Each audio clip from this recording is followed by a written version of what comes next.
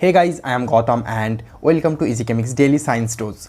तो चलो आज का साइंस डोज ले लेते हैं। तो आज का फर्स्ट अपडेट आता है यूनिवर्सिटी ऑफ टोक्यो से। तो वहाँ पे साइंटिस्ट ने for the first time exactly earth का जो आउटर कोर होता है उसका जो डेंसिटी होती है उसको कैलकुलेट किए हैं, उसको मेज़र किए हैं। So how did they do that? तो इसको करने के लिए साइंटिस्ट ने आर्टिफिशियली, देखो अर्थ के सेंटर में आउटर कोर में जो इतना प्रेशर क्रिएट होता है due to of upper states, upper layers, okay, earth के सेंटर में बहुत प्रेशर क्रिएट होगा। उस पार्टिकुलर प्रेशर को आर्टिफिशियली जापान के एक लेबोरेटरी में जिसका नाम है large synchrotron radiation facility spring 8, तो इस रेडिएशन फैसिलिटी में 1 लाख ATM प्रेशर और 4000 डिग्री सेल्सियस टेम्परेचर तक प्रेशर क्रिएट किया है साइंटिस्ट ने। और उस पर्टिकुलर टेम्परेचर से, उस प्रेशर से हमें अर्थ में बैठे बैठे उस अर्थ के कोर में क्या चल रहा है, ठीक है, वहाँ पे आयरन के ऊपर प्रेशर कितना होता है और उस आयरन का एग्जैक्ट डेंसिटी कितना होता है, जो मोल्टन स्टेट में रहता है आयरन, वो उसका डेंसिटी कितना होता है, वो साइंटिस्ट ने for the first time measure किए है। क्योंकि इन जनरल प्रॉब्लम क्या है, जब आयरन का प्रेशर बढ़ जाता है ना, ऑटोमेटिकली आयरन का मेल्टिंग पॉइंट भी इंक्रीज हो जाता है। तो ये एक प्रॉब्लम है कि जब प्रेशर हम बढ़ाएंगे तो मेल्टिंग पॉइंट बढ़ जाएगा, तो इससे हमें एग्जैक्टली प्रेशर कैलकुलेट करना टफ हो जाता है। इसीलिए साइंटिस्ट ने एक्सरे टेक्निक के थ्रू एक्सरे जो रेडिएशन होते हैं उसको इरेडिएट किए फॉर द फर्स्ट टाइम, और एट द सेम टाइम कितना रेडिएशन निकल रहा है उस तरफ से, उससे अर्थ जो आयरन होता है उसका डेंसिटी कैलकुलेट किया है। थोड़ा कॉम्प्लिकेटेड प्रोसेस है, बस समझो जितना इनपुट हम डाल रहे हैं और उसके बेस पे आउटपुट भी निकल रहा है कुछ एक्सरे का अमाउंट, तो कितना एब्जॉर्ब हो रहा है, उस एब्जॉर्वेशन के साथ हम उस पार्टिकुलर सिस्टम का डेंसिटी कैलकुलेट कर सकते हैं। मोर डेंस होगा तो मोर एब्जॉर्ब करेगा, लेस डेंस होगा तो लेस एब्जॉर्ब करेगा। तो उससे एक फॉर्मूला के थ्रू हम उसका डेंसिटी कैलकुलेट कर सकते हैं। तो उसी को यूज़ करके जो अर्थ का आउटर कोर होता है उसका डेंसिटी, आयरन का डेंसिटी कैलकुलेट किया गया है। आज का सेकंड अपडेट आता है यूनिवर्सिटी ऑफ वाशिंगटन से, जहाँ पे लेजर से फॉर द फर्स्ट टाइम कोई किसी भी सिस्टम को कूल किया गया है। और वो सिस्टम कौन सा है, वो एक सेमीकंडक्टर है। तो इससे पहले उसी इंस्टीट्यूशन ने एक रिसर्च पेपर निकाला था, एक रिसर्च किया गया था वहाँ पे, जहाँ पे वाटर को पानी से कूल किया गया था, ठीक है। इन जनरली क्या होता है, हम लेज़र को अगर यूज़ करें, लेज़र में क्या होता है, लाइट को स्टिमुलेटेड किया जाता है। तो उससे कोई भी सब्सटेंस के ऊपर अगर हम लेज़र डालें तो उसका टेम्परेचर इंक्रीज हो जाता है। तो how did they do that?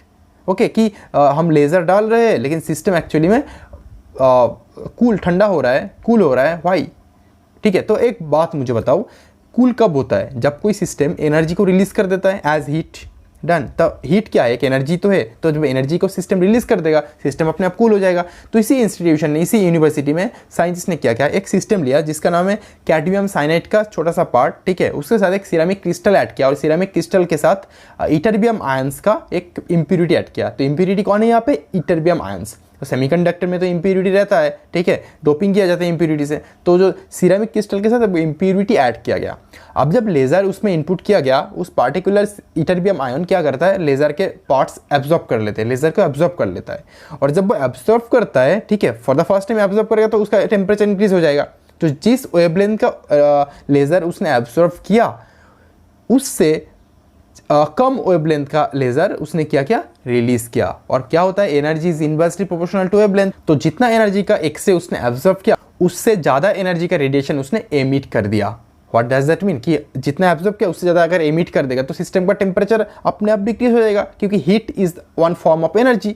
Okay, तो जब सिस्टम से एनर्जी निकल रहा है तो सिस्टम अपने आप ठंडा हो जाएगा। तो इससे क्या हुआ, हमारा जो रूम टेम्परेचर है 25 डिग्री सेल्सियस, उससे भी कम टेम्परेचर में उस पर्टिकुलर सिस्टम को लाया गया था, जो टेम्परेचर था 20 डिग्री सेल्सियस। तो that is a quite amazing thing. Okay, system को ठंडा करने के लिए भी हम लेज़र यूज़ कर सकते हैं डिफरेंट तरीके से। आई होप इसको, ये लॉजिक आपको समझ में आ गया होगा। अगला अपडेट आता है ETH जूरिक, जो जूरिक के एक इंस्टीट्यूशन है स्विट्जरलैंड में। तो यहाँ पे साइंटिस्ट ने एक 2 कैटालिस्ट डेवलप किए हैं, ठीक है, केमिस्ट्री में लैंग्वेज में उसको कैटालिस्ट बोला जाता है, जो रिएक्शन को फास्टर या स्लोअर बनाता है, positive, depending upon the positive and negative activity. अब क्या होता है, हमारा जो पॉलीमर सिंथेसिस होता है, पॉलीमर मीन्स हम जो भी प्लास्टिक की चीज़ें यूज़ करते हैं, हर एक चीज़ पॉलीमर होता है, ठीक है। तो पॉलीमर सिंथेसिस करने के लिए हमें एक मेथड पता है, free radical polymerization, FRP method. तो ये मेथड एक एफिशिएंट मेथड है और इसी मेथड से हम पॉलीमर को सिंथेसिस करते हैं। लेकिन इस मेथड का एक डिसएडवांटेज ये है कि इस पर्टिकुलर मेथड से हम पॉलीमराइजेशन के वक्त सिस्टम को कंट्रोल नहीं कर सकते, मतलब रिएक्शन को कंट्रोल नहीं कर सकते। कुछ भी रेडिकल फॉर्म हो सकता है, कुछ भी अटैचमेंट हो सकता है, कुछ भी बॉन्ड फॉर्म हो सकते हैं वहाँ पे। तो ब्रांचिंग किस डायरेक्शन पे होगा वो कंट्रोल करना बहुत टफ होता है उस पार्टिकुलर सिस्टम में, ठीक है। तो इसलिए बहुत सारे टेम्परेचर, अदर फैक्टर को कंट्रोल किया जाता है। लेकिन 88 जूरिक में दो कैटलिस्ट डेवलप किया गया है साइंटिस्ट के द्वारा, और दो कैटलिस्ट होता है, एक सुपर एक्टिव कैटलिस्ट है, ठीक है, जिसको हाईली एक्टिव बोला जाता है, और दूसरा है स्लाइटली एक्टिव कैटलिस्ट है। और ये दोनों कैटलिस्ट को अगर हम एक साथ मिक्स कर दें तब हम उस कंट्रोल को पा सकते हैं, हम जो डिजायर्ड पॉलीमर हमें चाहिए उसको सिंथेसिस कर सकते हैं। क्योंकि जो हाईली एक्टिव कैटलिस्ट होता है वो क्या करता है, मोर यूनिफॉर्म पॉलीमर सिंथेसिस करता है, मतलब मोर यूनिफॉर्म मीन्स एक्यूरेट, जो हमें चाहिए वही, ठीक है। अगर इस तरफ ब्रांचिंग होगी तो सेम डायरेक्शन में सेम ब्रांचिंग होती रहेगी। लेकिन जो लेस एक्टिव पॉलीमर है या फिर स्लाइटली एक्टिव पॉलीमर है वो क्या करता है, डिफरेंट काइंड्स ऑफ अलग अलग पॉलीमर सिंथेसिस करता है, उसका चेन का कोई कंट्रोल नहीं होता।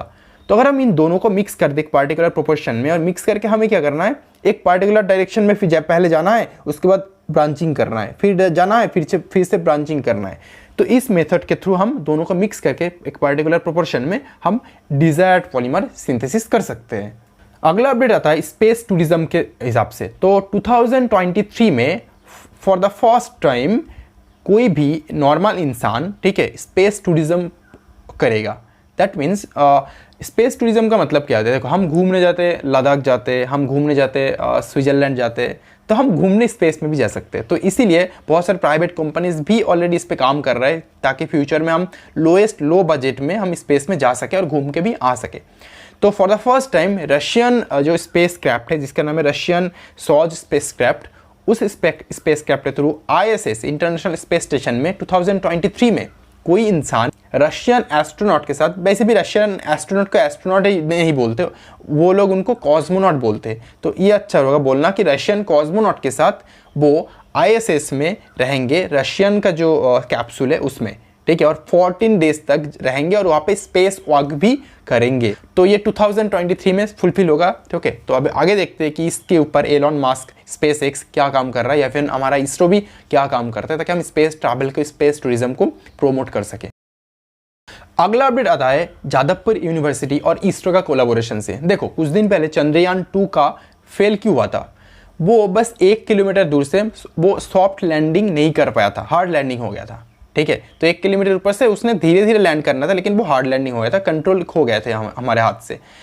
तो ये सॉफ्ट लैंडिंग का जो सॉफ्ट लैंडिंग कैपेबिलिटी है उसको बढ़ाने के लिए और सॉफ्ट लैंडिंग और एफिशिएंट बनाने के लिए इसरो ने जादवपुर यूनिवर्सिटी जो कोलकाता में है, तो जादवपुर यूनिवर्सिटी के साथ कोलैबोरेशन किया है। वहाँ के जो इलेक्ट्रॉनिक्स डिपार्टमेंट है, इलेक्ट्रॉनिक इंजीनियरिंग डिपार्टमेंट, उस पर्टिकुलर डिपार्टमेंट के साथ कोलैबोरेट करके एक सॉफ्ट लैंडिंग टेक्नोलॉजी को डेवलप कर रहे हैं, ठीक है, जो फ्यूचर में मून के लिए भी, या फिर कोई और मार्स हो या फिर कोई दूसरे प्लैनेट्स हो, उसमें सॉफ्ट लैंडिंग को करने के लिए हेल्प होगा, ठीक है। तो इस पार्टिकुलर इंस्टीट्यूट दोनों मिलके आगे देखते हैं कि कौन सा रिसर्च निकल के आता है और कौन सा कितना सक्सेसफुल मिलता है उस रिसर्च को। अगला अपडेट आता है एक क्वांटम डॉट से। अगर आपको क्वांटम डॉट क्या है पता नहीं है, एक झटके में अगर बोलो, आप एक आर्टिफिशियल एटम ले लो, ठीक है। क्वांटम डॉट मान लो एक आर्टिफिशियल एटम है, तो एक एटम जो हम आर्टिफिशियली क्रिएट कर सकते हैं उसको हम क्वांटम डॉट बोलते हैं।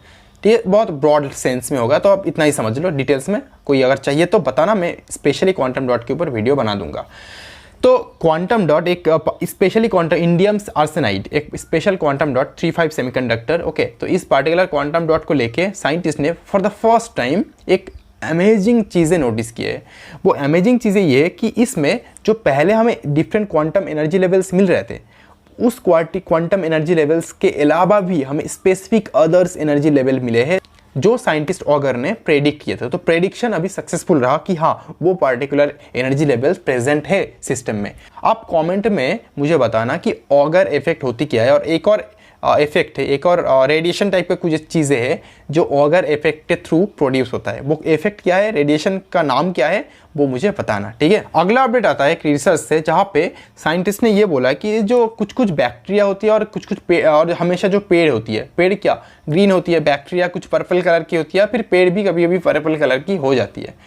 तो पर्पल हमारा जो पत्ता होता है ना, ग्रीन लीव्स होता है, उसका कलर ग्रीन क्यों होता है, या फिर जो बैक्टीरिया या फिर कुछ और हो उसका कलर जो सनलाइट के ऊपर डिपेंडेंट होता है अपना फोटोसिंथेसिस मेथड चलाने के लिए, वो पर्पल क्यों होता है, ग्रीन ग्रीन क्यों होता है, पर्पल पर्पल क्यों होता है। तो इसको ढूंढते हुए साइंटिस्ट ने ये बोला ये ग्रीन ग्रीन इसलिए होता है या फिर पर्पल पर्पल इसलिए होता है क्योंकि एक स्पेसिफिक वेवलेंथ का रेडिएशन एब्जॉर्ब किया जाता है उस पार्टिकुलर लाइफ फॉर्म के थ्रू, उस पार्टिकुलर पेड़ के थ्रू या फिर उस पार्टिकुलर बैक्टीरिया के थ्रू। ठीक है, मतलब हमें सन के सन लाइट जो होती है उसमें 7 अलग अलग लाइट की वेवलेंथ रहती है। ठीक है, तो उस पार्टिकुलर वेवलेंथ से एक पार्टिकुलर एक सेक्शन होता है जिसके लिए पेड़ का जो पत्ते का कलर होती है ना या फिर बैक्टीरिया का कलर होती है वो उस पार्टिकुलर वेवलेंथ के ऊपर डिपेंडेंट होता है। ठीक है, पूरे सनलाइट के ऊपर नहीं। तो आई होप आज के लिए साइंस डोज इतना ही काफ़ी था। तो अगले दिन फिर मिलेंगे कुछ और नए साइंस डोजेस लेके। So till then have fun.